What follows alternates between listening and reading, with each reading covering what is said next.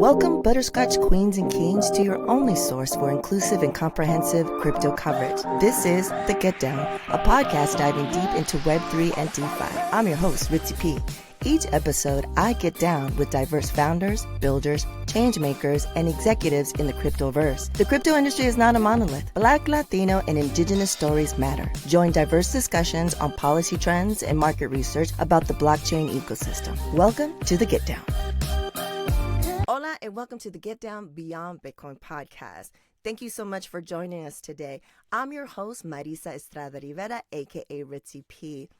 Our guest today is Wyatt Meldman-Floch, founder and CEO of Rule 110 Inc. and creator of Reality Network, a validated compute marketplace built for the AI and autonomous systems era. Reality lets applications run on community-powered compute from idle laptops, phones, and small devices, reducing dependence on costly cloud infrastructure while adding cryptographic proof of execution, a verifiable record of what code ran on what inputs, when, and where. A former computational physicist, machine learning engineer, and a lifelong programmer, Wyatt has spent over 17 years building large-scale data, AI, and distributed systems. He previously founded Constellation Network, where he served as chairman and CTO and has published foundational work on mathematical models for blockchain and distributed system efficiency. With Reality, Wyatt is building infrastructure for trust-native applications, agentic AI, automated trading, gaming, cross-chain systems, and digital economies where execution must be verified rather than assumed. His work sits at the intersection of decentralized compute, consensus design, cryptographic provenance, and a broader vision for an internet owned and powered by its participants. So Wyatt, our Butterscotch King, welcome to the Get Down Beyond Bitcoin podcast. How are you doing today, Wyatt? Great. I'm really excited to be here. Thank you so much for having me. Awesome. So thank you for joining us. And, I feel like there's so much to unpack. You are a visionary innovator. So let's start with your inspiration for becoming a serial founder. Yeah, I mean, it's something that kind of just happened. I don't really think about myself as an entrepreneur, but I think everybody becomes an entrepreneur when they reach just the final evolution of their career. And I started out in physics, and I did not get a PhD, which was great. My dad got one. He was like, "I get a PhD," and I think a lot of people who do would agree. But I was always doing research in school. Ever since probably my sophomore year, and I was always a programmer as well, even though I didn't study it. I was just kind of good. I started, programming when I was a teenager, and I, did that with a lot of physicists and mathematicians who were theorists, and I would actually implement the, their theories and stuff. And I worked at NASA on in the team called SETI, looking for aliens back when it wasn't cool, and everybody thought I was just nuts, which I still am, but they are, well. Anyway, so yeah, I was doing that, and did a lot of work in quantum mechanics, which is still kind of something I'm passionate about. But ended up leaving, academia to go work in Silicon Valley, and I worked there for a while, and kind of like the plot of that show Silicon Valley, which is funny because it's later in the season they even build something that is reality now, which I'll tell you more about later, but.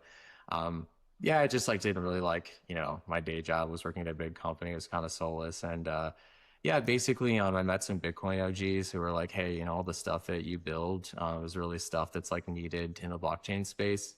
And I read something called the Plasma White Paper. I met a guy named Joseph Poon who made Lightning, and I read it, and I was like, it's now a dead project, but I still think that the soul of the paper is really what's needed to scale blockchains. And I was like, hey, this is kind of where I'd fit in here. And then I wrote a white paper and quit my day job, and I've been building blockchains and working in this space for almost 10 years now. Amazing. It's so fascinating to hear everyone's inspiration and how they got into the space. But now I want to learn more about what you're currently building. You're the CEO of Rule 110 Inc. and the creator of Reality Network. What is the vision and mission for each organization, if you can break that down for us? Cool. So there's actually three. There's a third, which is a nonprofit that I founded called the Reality Foundation. And first and foremost, RealityNet is a decentralized like blockchain protocol, specifically a type called a DAG, directed acyclic graph. And basically, its focus is to be a platform for all people who work in tech to host the server side of their applications. And really, there's I can get into it more about the space, but there needs to be an evolution in all of technology to unify the client and the server architecture. So I invented this I invented something called the unified architecture where the server side lives in the client side. And what it does is it allows all of these companies to, remove their dependency on cloud computing providers, which are kind of like a mafioso group that charge you for protection every month. And they're really like the main cost of most operational, infrastructure costs at technology companies, which are a big problem. I've, experienced working in tech and, my whole career, and everybody kind of knows it. And so what it does is it creates a new type of economy where users of applications can invest in companies and products that they love by hosting the server side from within their client side. So like the server side that would live in a cloud computing, data center, like we don't really need the data centers anymore. We can just like host the server side and the client side, which is the app that sits on your like phone or laptop. And there's a lot of companies that have already been using it, and they've been using it to just reduce and remove their cloud computing costs, and really just use all the money and resources they have to just building great products. And then Rule 110 is a Delaware C corporation. RealityNet's like a decentralized thing that I don't actually control. Our community does, but that's kind of like its own thing. It's really decentralized. And then Rule 110 is a Delaware C corporation, which is kind of like the for-profit side of everything we're building. So, as we release, our token and RealityNet and stuff, the focus is going to be, creating revenue and stuff around, just like consumer applications where we can actually like charge money and get paid, which is great. And so that's kind of like the next step. And then the Reality Foundation is a nonprofit that, I started to basically like use reality nets all over the planet to help people who are like really smart, people with great ideas and things, and either just because they don't have sufficient internet infrastructure or currencies. They have currencies that are super debased where they are.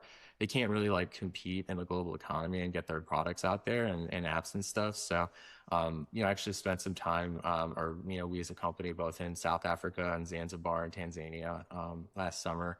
And so that's something that's happening in the background. We can chat about more, but yeah, it's all not for profit, and just like a way to get stuff out there for people. So yeah. Love that.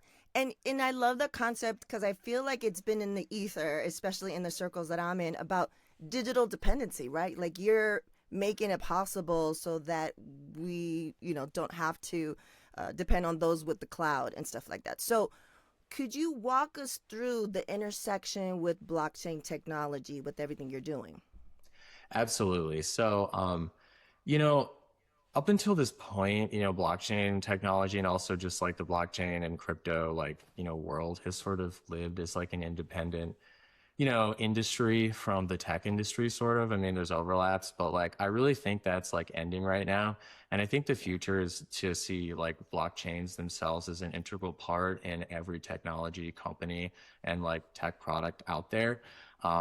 It's really important because, we can get to this more in the future, but a lot of people's skepticism of stuff like AI and stuff comes from the people who are like, making it. And being in the space, I mean, there's some truth to the rumors, and I totally get people's apprehension, but kind of like the same way that like Obama was like really big with like community organizing and stuff. I think that like getting everyone involved in stuff, whether it's government now in tech, is really a way to demystify and also bolster confidence in tech and in the future. And it's really just like a way for independent people to sort of like reclaim their sovereignty in a way where like you use technology and basically it's sort of like handed to you, and it's this black box, and like if everybody can get involved and become part of a decentralized network, if everyone can mine on their cell phone or something, it really demystifies stuff, and it also is going to be really good for the tech industry as a whole, because I think there's been a real gap in innovation, even with hardware. Like, I think that, like, iPhones, for instance, have even kind of plateaued. Like, I still use one of these old, like, sorry, I still use one of these old, like, iPhones. It's like an iPhone X, which kind of comes from, it's like basically like a 7 or something, when like Steve Jobs was still there, and it has the button. And I really think that, basically this is kind of the pinnacle of, innovation and stuff. Even like all the new ones are kind of just like, do I really need 19 cameras? And, as things have moved forward with, like, the Cook administration and just sort of doing stock splits and stuff, I think that, like, big companies have also kind of lost sight of the fact that, like, creating great products is the most important thing, and the money will come. And that really was what was important. It's kind of like Steve Jobs was all about. And I think that, like, by bringing blockchain tech and sort of removing this whole kind of like, dependency and, on these data centers, it's really going to allow people to innovate and make cool products that are like, not just LLMs, like even just like fun stuff like Vine and, what we all used in the past that was kind of whimsical and magical. And I think that's what we need to get back to. I love that. And yeah, I miss the buttons. I Me miss the too. button on the phone. Yeah, Yeah. like a little bit of like some little technical like feeling stuff for sure. And then the thing about the access point and innovation, and what I feel like everything you're talking about is providing access to those that might not have it, but they're brilliant minds. And if you have this diversity of thought, then I feel like that brings the innovation, right? It's like someone's in a place that is like not a big city, or not you're known as a developing country. They might have a solution or something locally that can be innovative globally. So I love that. So you're leveraging, infusing various emerging technologies during a time when the future impact of technology is feared, and you spoke a little about that. Do you have thoughts on why society should be more optimistic about the digital age at all? Yeah. I mean, look, I think that, there's a lot of like, well, I think that we should always be optimistic about technology, because, it really does, such great stuff for us in our lives. But, like, unfortunately, just like, due to the way that everything's been really centralized, and, the people, in charge are kind of disconnected from the real world, it's starting to, unfortunately, cause some economic problems. I think everybody's kind of worried the economy is going to collapse, and that AI is going to, like, even sort of chop itself off at the knees by cutting away so many jobs that people can't even afford to buy the AI anymore. And Right. I think that really just by making stuff more decentralized and getting everyone involved, whether it's like downloading an application and mining, or just like being able to start a company with an idea, because you don't have to spend tens or hundreds of thousands of dollars a month on cloud costs. It's basically going to make the relationship that we all have with technology, less of more like a dominant, like, this is what you get, this is how it works, and more so like a, like everybody's kind of like co-creating together. And it goes in waves. Yeah. It was really cool in the 90s, and then early 2000s, and now it's kind of gotten centralized again. And I think we're just going to go back to what we want, because I think that's the solution for the economy, for individual people, and just for like us to create new tech that's actually like fun. And I think if you do stuff that's not fun, it's going to suck.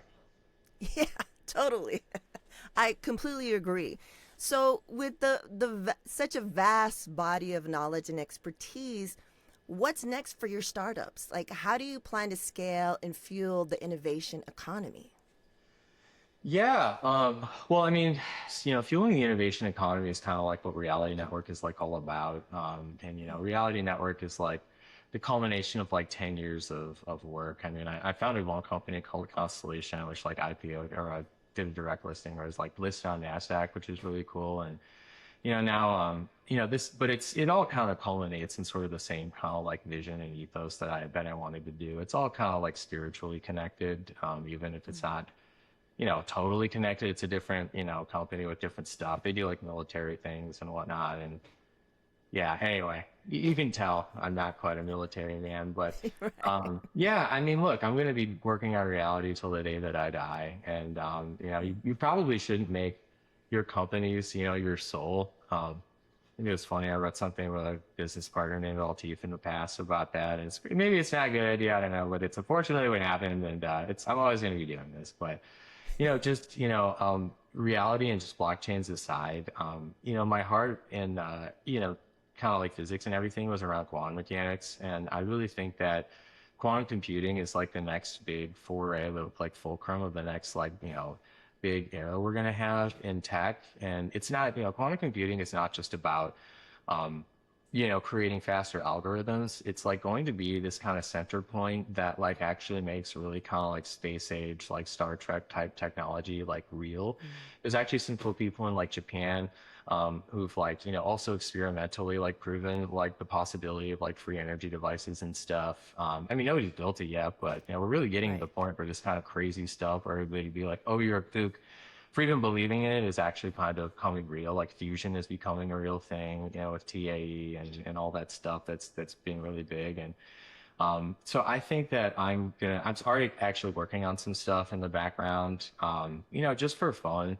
But I actually connected with some guys doing like nuclear fusion stuff and looking at ways to apply like I published a paper in applied mathematics that it's a new type of calculus that also kind of like connects computer science to physical systems and physics. And I think there's a way to, connect quantum mechanics with like the, kind of chemical level of the world. And I think that, well, I mean, a lot of people are talking about this. I mean, you have like Eric Weinstein, who's a big physicist and everything, being like, why hasn't general relativity been unified with quantum mechanics? But I think that's going to happen in a lifetime. Maybe it's optimistic, but it's really happening. And kind of the way that that works is all going to tie into quantum computers. So, yeah, I'm going to continue doing that. And, I'm excited to share more about that in the future. Awesome. And I love how varied your experience is and your interest is and how you bring that all into everything that you're building. So, could you please share one or two professional milestones that you're most proud of? Yeah, this is an interesting question because I didn't really have an answer, and I think my answer is that like most founders don't really take time to sit back and kind of appreciate all of the work that we've done. It'd probably be a lot better for my mental health, a lot less billable therapy hours. But it's just something that it's we need to do more of, and the my real answer though is like throughout my whole career, I have always found that like, when you're in like a fucked up situation, the way to get out of this is like to unify people in a similar situation to like solve a common problem. And it's something I've been doing my whole life. Like in high school, I made a group where all of us got together to help each other apply to colleges and we all got into great schools. And when I was working in tech, I was working at a company where like, all the engineers were kind of feeling a little like stifled and, it's just there wasn't much career growth. I mean, it wasn't our fault. The company wasn't doing well. But so I just created like a secret Slack channel for everybody to like help each other get jobs. And I've been connected with these people for the rest of my life. And, it's really important. And, one thing I mentioned too is that like, I think the most important thing in my life and career is becoming an Eagle Scout, which is really corny. I'm actually a card carrying Eagle Scout. I have It's this not corny at thing all, Wyatt. Not at uh, all. at all times. But Yeah. yeah, and it was doing like the Eagle project was like really important because it taught me that. It was the first kind of time that I ever like had to do that, bring people together towards a common goal. And I don't think I'd be the person I am today, like if I didn't become an Eagle Scout. I think a lot of people become great founders and stuff, are also Eagle Scouts too. So it was a lot of wisdom in that process. Um, so yeah. Yeah. Leadership, community. I mean, you learned those skills early and you've been able to bring them into to everything you've done. I love that. I'm a Girl Scouts Troop 713 right Awesome. here as well. So any last thoughts before we wrap up with the few closing questions, Wyatt? Yeah, totally. Yeah, I mean, the whole kind of thing I wanted to sort of talk about this, like, like interview was sort of like, sort of dehumanizing a lot of the stuff that I do, and like sort of it's some other aspects that aren't totally like hardcore math and like physics and stuff, and throughout like just prepping for this and stuff, I kind of thought about like the connection between like music and like math and physics and stuff, and one thing that I do that's like I wouldn't say I'm particularly good at. I mean, I've done a couple of interesting things. There's something called like algorithming or like making music with code. And one thing I did was I like sonified the reality blockchain so you can like listen to um, the actual like blocks coming out of my network, which is cool. It made these really cool, like psychedelic kind of, really like mystical sounds. And I'm like, oh my God, like everything is kind of like, the consensus problem was like solved kind of through the same way that like, a conductor in an orchestra is able to like, bring together all of the participants in the orchestra to capitulate towards like one chord or like a note. Cause I don't know if people know this, but like, when you're in an orchestra, and I like used to play the cello and stuff, and basically like everybody has to use their ear and also read the music in order to like unify towards like the right chord. Like it's always happening truly live. And Right. in a lot of ways, this is how we solve like the consensus problem. There's actually a really famous computer scientist named Leslie Lamport who used special relativity. Einstein's like first seminal work, maybe it was the second. I can't remember which one was first, but it's all part of it. And in order to basically like figure out like a way to solve this consensus problem, and we definitely applied that in reality. And it's just that whole concept too, like kind of came to me when I met like a really cool musician like after a show, and I think she's like the best DJ and like creator of all time. And yeah, we like chatted about that, and it was really just like kind of an epiphany. It was right after that that I like sonified the blockchain and or like reality, and I wrote this kind of like manifesto, if you will, which is like it's corny and it's like not technical, but I mean in a little way it is. But yeah, it just kind of like is there's something like special about what we were doing, and I just really thought about like in the future, I think that like both solving consensus, like what we did with reality is kind of something that's going to be a part of like unifying quantum mechanics and general relativity. And I think that real, concept, even the concept of like special relativity can be thought of in like music with that conductor, metaphor or analogy. And yeah, I mean, basically, it goes all the way back to like ancient Greece, but I think we're kind of coming full circle, sort of closing the loop, if you will, on all of this stuff. And I think that's, really special. And that's kind of what we're doing with reality. And I think it's really important to be passionate about what you're doing and not just doing it for a paycheck. That was kind of what was killing me early in my career. And that's kind of been the magic as to like how I've survived and continued on in what I do. So. I'll share that Right. with you guys.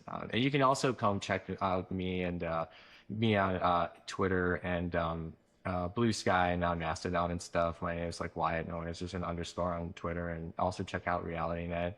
And you can like send me an email, wyatt@realitynet.xyz, or join our Discord. That's probably the most important. All of our like, miners and node operators and the people building companies are all there. And, it's like thousands of people have done something. Like I think we're almost at like 1,700 individual people have mined a block on just our testnet alone, or there's like individual nodes that have mined a block, and it's really cool. So just come get involved. And if you're working on a startup that is getting crushed by cloud costs or it's hard to get your stuff off the ground, you can use our stuff today in order to just handle all of your operational infrastructure, and not have to pay any money just to like get your product out and hit the road. That's awesome. So, how do we get to? I want to hear the music that your reality network makes. So, how does one Oh do that? yeah, it's on SoundCloud. I'll make a better Okay. version. It's just like 1 second clip. But yeah, I actually met this guy named Hans, who's like a professor in Austria, I think it is, and he like made something called Scala Collider. But bottom line here is I met this really cool dude named Hans, and I was able to sort of unify my code base with this thing called Super Collider in order to sonify it. And it was really basic, but yeah, I just took the data structure of my block and passed it through some kind of like a concept in Super. Well, I was like basically like a musical concept called like legato, and I used that to sort of sonify the blocks that were coming out of my nodes, and it's on SoundCloud. RealityNet has a SoundCloud, which is crazy. My Okay. company, my tech I'll check company it has out. a SoundCloud. So Maybe That's I'll so put rad. maybe Like to to hear what it's like it's living, right? Like there's things yeah. happening, and to like It's hear the sonic, because everyone learns and takes information differently, and I love that component, right? Like a visual or a sonic component to something like that, because yeah, math is so intertwined with music. So of course, like it makes sense.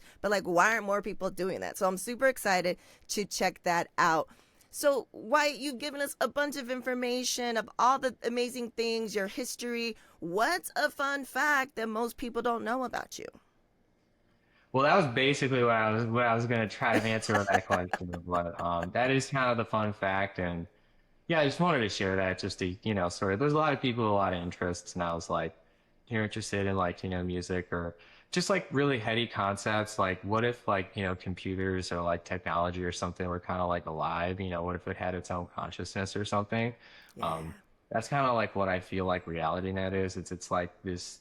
A lot of ways people are like, is AI alive? And like, I don't think that's it, but I do think that there is like a soul to the internet. You know what I mean? I mean, whether it's like, you know, to even talk about like, crazy John McAfee or whatever, there's Razy Cooks and stuff who made this stuff alive or like, whatever. But yeah, I mean, basically like I kind of feel like my blockchain is like alive and I was able to like have that experience by like, sonifying it and sort of hearing what it had to tell me. Which is totally insane. I told you I was, but it's really cool. And if you guys want to check it out, I'll take you 5 minutes and read my manifesto. Yeah. And maybe you guys want to get involved even from like a political lens or a tech lens, or just like read something fun and interesting in your spare time. Awesome. So before we leave, you've already shared the best ways for people to get in contact with you. Is there anything else you want to compel the audience to consider before we wrap it up? Yeah, I think it'd be, if any of this stuff is really cool, I'd love for you to come and get involved. There's like a million different ways to do it, and the way that we're all sort of congregating and connecting is through our Discord. So just drop by, say hi. You can build, you can mine on our test net, and yeah, just sort of become a part of the conversation. Awesome. Well, thank you so much, Wyatt, for joining us today. Special thanks to our butterscotch queens and kings out there for joining the conversation. Our podcast is now also available via FinTech TV, so check us out and be sure to stream all episodes from season 1 and 2 on your favorite platform. Until next time.